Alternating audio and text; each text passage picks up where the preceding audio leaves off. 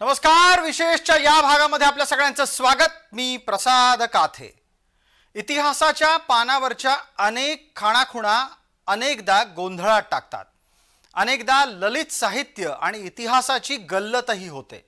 आपण भावनिक होऊन ज्या ऐतिहासिक पात्राला पूजनीय ठरवतो त्याच्याबाबतचा प्रत्येक उल्लेख तपासून घेत नाही आणि इथेच घोळ होतो।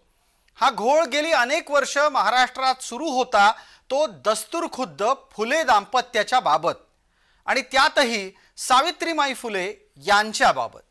त्यांच्या नावासोबत फातिमा शेख नावाचे एक पात्र जोडलं गेलं आणि भलताच इतिहास रंगवला गेला। अखेर अनेक अभ्यासकांच्या सततच्या पाठपुराव्यामुळे हा प्रयत्न फसलाय। त्यावरच आज विशेष चर्चा।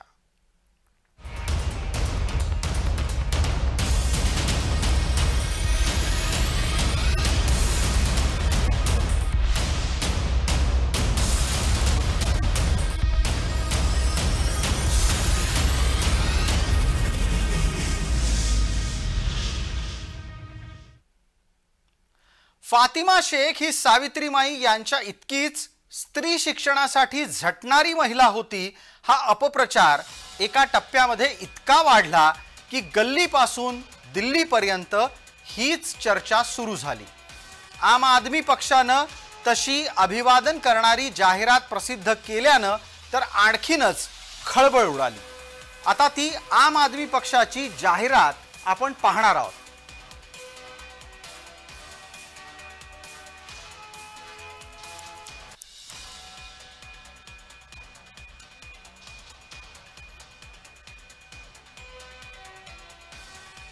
ही आम आदमी पक्षाची जाहिरात आपण पाहतोय। यामध्ये सावित्रीमाई फुले आणि फातिमा शेख यांना त्यांच्या जयंतीच्या निमित्तानं अभिवादन केलं गेलंय। शिक्षणाच्या माध्यमातून महिलांना सशक्त करण्यासाठी आपलं जीवन समर्पित करणाऱ्या या दोन महिलांना शतशत नमन या शब्दात सावित्रीबाई फुले आणि फातिमा शेख यांना अभिवादन करण्यात आलं। आपची ही जाहिरात वादग्रस्त ठरली आणि इथूनच फातिमा शेखचा शोध खऱ्या अर्थानं अधिक वेगानं राज्य नव्हे तर राष्ट्रीय पातळीवर सुद्धा सुरू झाला।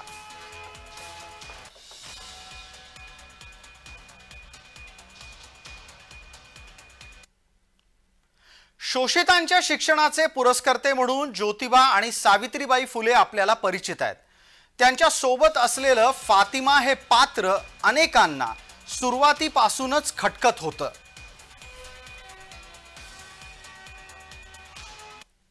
दिलीप मंडल या आंबेडकरी समाजातल्या एका नेत्याने ट्विट करत फातिमा शेख ही व्यक्ती मीच निर्माण केली असून 2006 पासून मी तिला प्रमोट करत आहे, परंतु अशी कोणतीही व्यक्ती नसून ती काल्पनिक आहे अशा स्वरूपाचा खुलासा केला।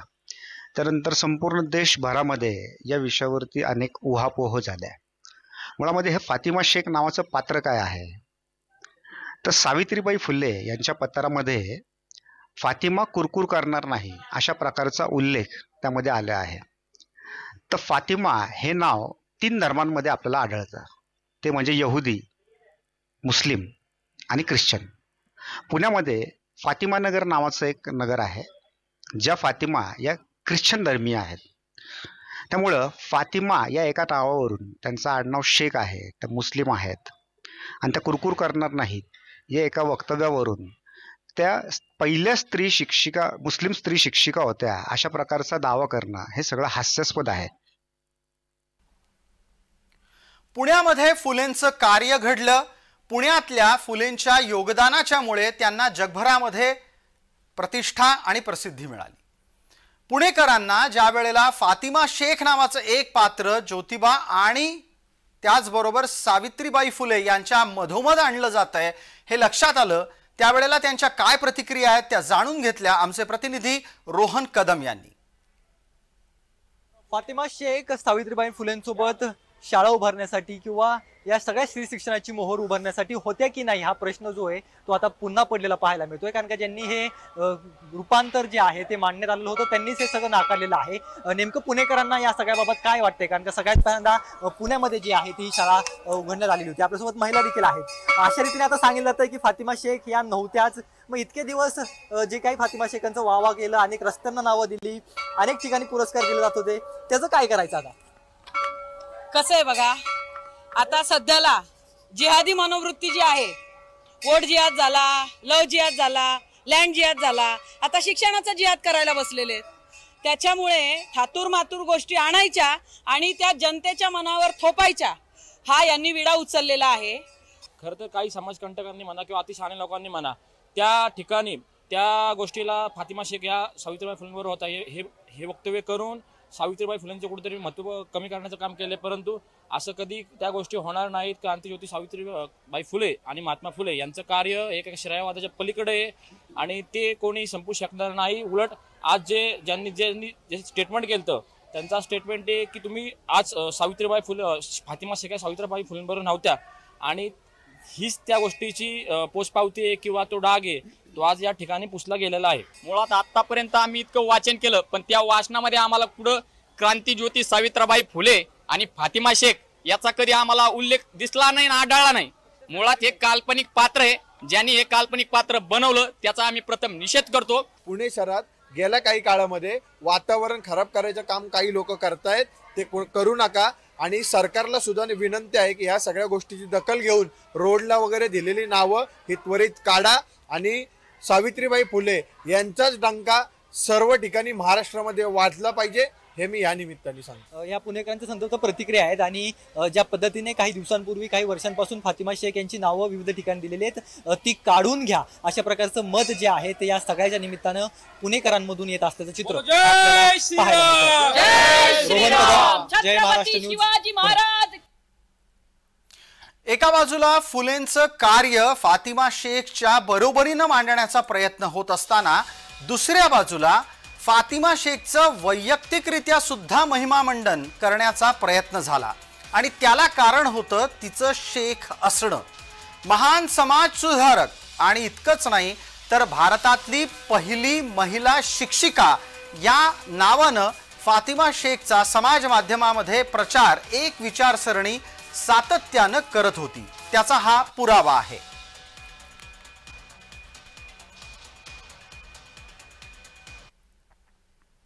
फातिमाच्या प्रतिष्ठेच्या पाठोपाठ फुलेंना या निमित्तानं शिक्षणाच्या कार्यातून कमी लेखणं असं करणारी विचारसरणी नक्की कुठली आणि तसं ती का करत होती याचं विवेचन.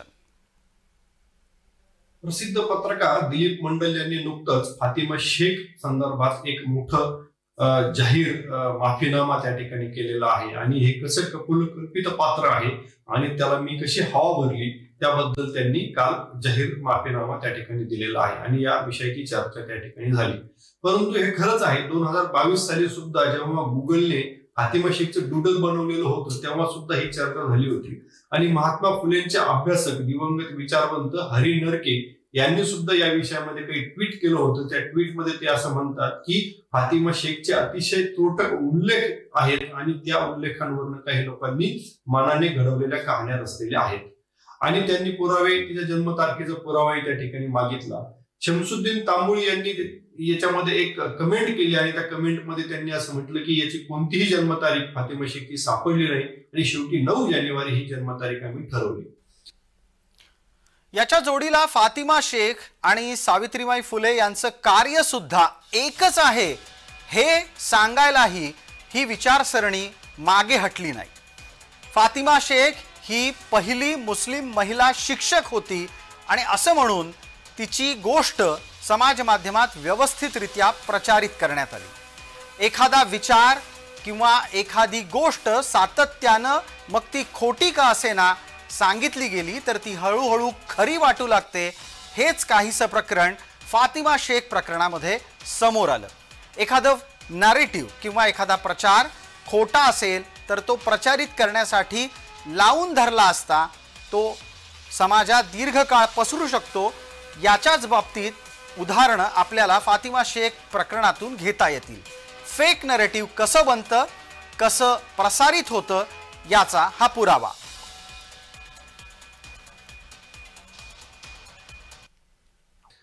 आपण जर इतिहासात बघायला गेलं तर सावित्रीबाई फुलेंच्या पत्रामध्ये एका ओळीचा उल्लेख की फातिमाला त्रास पडत असेल परंतु ती कुरकुर करणार नाही एवढा एक उल्लेख फक्त खरं तर आहे. आणि त्या उल्लेखावरनं फातिमाची शेख झाली, त्यानंतर ती शिक्षिका झाली, त्यानंतर ती फोटोमध्ये आली. असं सगळं हे घडत गेलं आणि त्यावरती आज पुस्तक लिहिलं जात आहे, तिची जयंती साजरी केली जाते, तिच्या संदर्भामध्ये पुतळे सुद्धा बसवले जात आहेत.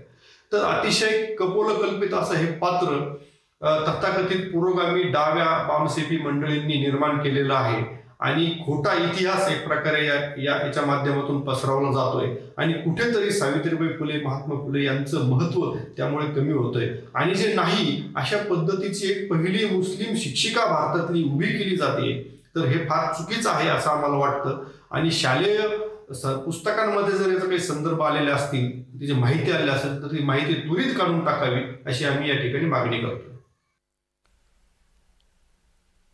एका बाजूला फातिमाला विरोध होत असताना फातिमाच्या समर्थनात सुद्धा आवाज आलाच, म्हणजेच तिच्या समर्थनात सुद्धा भूमिका घेतली गेली आणि त्याच्यासाठी हा एक फोटो प्रचारित करण्यात आला.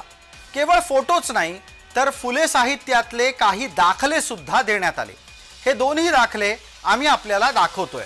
या फोटोत एक महिला स्वतः सावित्रीबाई आहेत असं सांगितलं गेलं आणि दुसरी महिला फातिमा शेख आहे असंही सांगितलं गेलं. या फोटोच्या बरोबरच फुले साहित्याचे देण्यात आलेले दाखले सुद्धा वारंवार फातिमा शेख अस्तित्वात होती, किंबहुना ती फुलेन इतकीच स्त्री शिक्षणासाठी कार्यरत होती असं सांगण्याचा प्रयत्न झाला. अर्थात हा सगळा प्रयत्न आता फसलेला आहे. हे सगळं कोणी केलं, हे सगळं कोणी का केलं याचं उत्तर शोधायला गेल्यावर नाव सापडतं ते दिलीप मंडल. हेच ते दिलीप मंडल आहेत ज्यांनी अखेरीस कबुली देऊन सांगितलंय की फातिमा शेख नव्हतीच. फातिमा शेख नावाचं एक पात्र त्यांनी जन्माला घातलं. स्वतः दिलीप मंडल हाच फातिमा शेख या पात्राचा जन्मदाता आहे आणि अशा प्रकारे एक पात्र जन्माला घालून त्यांनी फुलेंच्या कार्यातला एक प्रकारे अपमानितच केलेलं आहे. फुले माळी समाजातले आहेत, त्यांचं स्त्री शिक्षणाचं आणि शोषितांच्यासाठी शिक्षणाचं कार्य अतुलनीय आहे. पण त्याच्या जोडीला मंडल सारख्या व्यक्तींनी फातिमा शेख नावाचं एक जाणीवपूर्वक मुस्लिम महिलेचं पात्र जन्माला घालून फुलेंचं महत्त्व कमी करण्याचा अपराध केलेला आहे.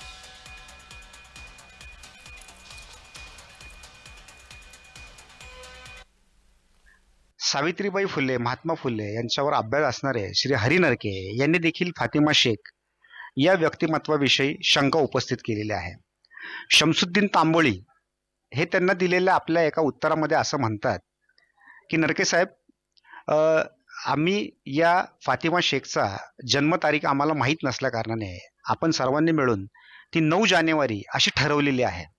म्हणजे मला एक कळत नाहीये की एकतर मुळामध्ये एखाद्या पात्राचं नाव, आडनाव ठरवणे, त्यांना एक भाऊ निर्माण करणे, त्यांची जन्मतारीख ठरवणे, त्या आधारे गुगलवरती डूडल निर्माण करणे, त्या आधारे पुतळा निर्माण करणे, त्यांच्या नावाने वेळोवेळी बक्षिसांची, साहित्य संमेलनांची निर्मिती करणे, हा सगळा प्रकार हास्यास्पद आहे. परंतु हे हास्यास्पद न बघता तर याच्या मागे कबीर कला मंचसारखं नक्षल फ्रंट ऑर्गनायझेशन हे जेव्हा त्यामध्ये येतं तेव्हा याकडे गांभीर्याने बघण्याची गरज आपल्याला भासते. त्यामुळं मी सरकारला विनंती करतो की आपण आपल्या सर्व प्रकारच्या साहित्यामधून, सरकारी साहित्यामधून या पात्राचं खंडन करावं, तो उल्लेख, नामोल्लेख काढून टाकावं. एका बाजूला दिलीप मंडल सारखी मंडळी फातिमा शेखचा प्रचार करत होती, दुसऱ्या बाजूला फातिमा शेख अस्तित्वात नाही असं सांगणाराही एक घटक कार्यरत होता. पण या सगळ्यात महत्त्वाचे होते ते हरी नरके. दिवंगत हरी नरके यांनी ट्विट करून फातिमा शेखच्या अस्तित्वावर प्रश्नचिन्ह वारंवार उपस्थित केले. नरके विचारतात की फातिमाचं लेखन सापडलेलं नाही, फार त्रोटक उल्लेख मिळतायत, त्यामुळे हे खरंच पात्र आहे की कोणी व्यक्ती याचा शोध व्हायला हवा. लोकांनी मनानं घडवलेल्या कहाण्या रचलेल्या आहेत, इतकं धाडसी विधान दिवंगत हरी नरके यांच्याकडून झालेलं आहे. फातिमा शेख प्रकरणामध्ये केलेल्या एका ट्विटमध्ये नरके आणखीनही काही गोष्टी सांगतात की फातिमाच्या निमित्तानं डूडल होणं, फेसबुकवर अभिनंदनाचा वर्षाव होणं या गोष्टी त्यांना खटकतात आणि म्हणूनच ते म्हणतात की फातिमाची जन्मतारीख नक्की कोणी शोधून काढली, त्याचा दस्तऐवजाचा काही नोंद आहे का, हेही तपासायला हवं.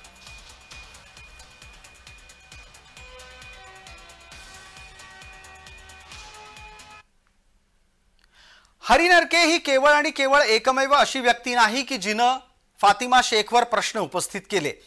फुलेंचे अभ्यासक आणि दलित साहित्याचे अभ्यासक असलेले सूरज एंगडे यांनी सुद्धा आंतरराष्ट्रीय पातळीवर फातिमाच्या अस्तित्वाचा शोध घेण्याचा प्रयत्न केला. त्यांचं हे ट्विट अमेरिकेतून झालेलं आहे. 2020 सालचं हे ट्विट आहे आणि त्यांना सुद्धा फातिमाचा कुठलाच पुरावा कुठंच सापडला नाही. दिलीप मंडलनं एक पात्र जन्माला काय घातलं, डाव्या विचारसरणीच्या मंडळींनी हे पात्र डोक्यावर उचलून घेतलं आणि फुलेंवर अन्याय केला. फुले दाम्पत्यानं शोषितांच्या शिक्षणाच्या साठी घेतलेला पुढाकार हा महत्त्वपूर्ण आहे. मात्र त्याचं महत्त्व कमी करण्याच्यासाठी जो प्रयत्न झाला तो निश्चितच घातक आहे, चिंतेचा आहेच.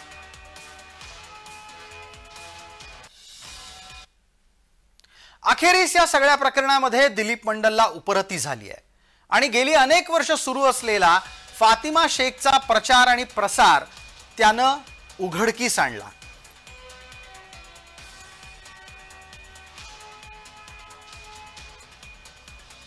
दिलीप मंडलनं स्वतः कबूल केलंय की फातिमा शेख हे एक काल्पनिक पात्र आहे. त्याची ही कबुली अत्यंत महत्वाची आहे. एक पत्रकार या नात्यानं त्यांनी केलेलं हे पाप खरं तर इतिहासाच्या बाबतीत भयंकर अपराध म्हणावी लागेल. दिलीप मंडल पुढे म्हणतो की या पात्राचा वास्तवाशी संबंध नाही, हे पात्र त्यानं स्वतः तयार केलं. फातिमा शेख या काल्पनिक पात्राचा फुले कुटुंबाशीही संबंध नाही अशी कबुली सुद्धा दिलीप मंडलनं दिलेली आहे.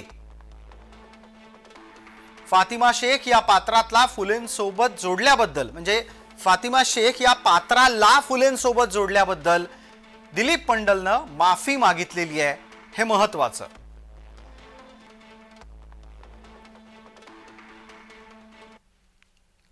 असं असलं तरी पण काही आंबेडकरवादी मंडळी अद्यापही फातिमा शेखचं अस्तित्व स्वीकारतात, किंबहुना हे फातिमा शेखचं अस्तित्व सावित्रीबाईं इतकंच थोर मानतायत. असा तर्क देणाऱ्या माणसांच्या भूमिकेमागे काय उत्तर आहेत ते पहा. फातिमा शेख के ऐतिहासिकता पर सवाल खड़े किए जा रहे हैं. यह बवाल कुछ वर्ष पहले आरएसएस के आईटी सेल के लोगों के द्वारा प्रचार में लाया गया.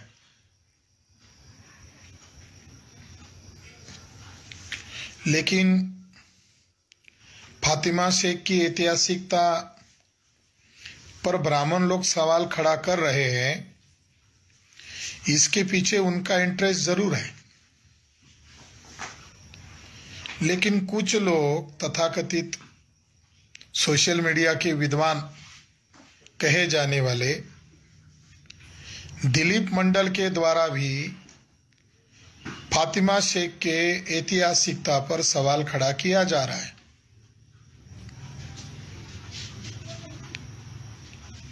तो उनके ही दोस्तों के द्वारा सोशल मीडिया पर यह जानकारी मिली थी कि किसी लालच वश वे बीजेपी के समर्थक बन गए हैं. तो हो सकता है वो जिनकी आइडियोलॉजी को अपनी आइडियोलॉजी मान रहे हैं, तो अपने आकाओं को खुश करने के लिए वो ऐसी बातें प्रचार में ला रहे होंगे. थोडक्यात काय तर इतिहासातल्या प्रत्येक पात्राचे संदर्भ आपल्यालाही तपासून घ्यावे लागतील. अन्यथा जी विचारसरणी आपल्या इतिहासाबरोबर कोणत्याही प्रकारची कसलीही छेडछाड करू इच्छिते ती यशस्वी होऊ शकेल. विशेषच्या या भागामध्ये तुर्तास इतकंच. आपण पाहत रहा फक्त जय महाराष्ट्र.